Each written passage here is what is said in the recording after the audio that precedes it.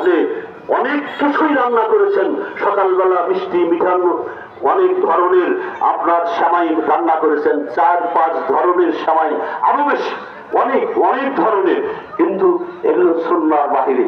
সুন্নাহ হচ্ছে যে আপনি সেগুলো খাবেন, খেতে নিষেধ নেই, কিন্তু একটা হলেও খেজুর আপনি খাবেন, এটা সুন্নাহ। 3টা হলে খাবেন গাজর, 5টা হলে খাবেন খেজুর, এটা হলো সুন্নাহ। আমরা সুন্নাহর উপর গুরুত্ব দেওয়ার চেষ্টা করব। ঈদুল ফিতর আজকে আমরা যারা উপস্থিত হয়েছি, আমরা কে কতটুকু আমল করেছি।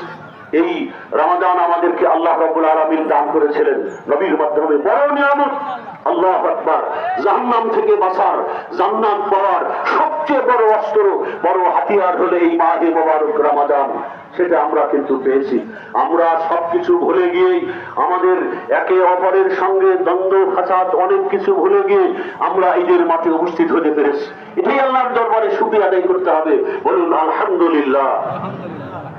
এই যে যারা আসতে পারেন, এই মনে কত কষ্ট, আমাদের মাঝ থেকে যারা বিদায় গ্রহণ করেছেন তাদের কি অবস্থান, সব মিলিয়ে আমরা চেষ্টা করব।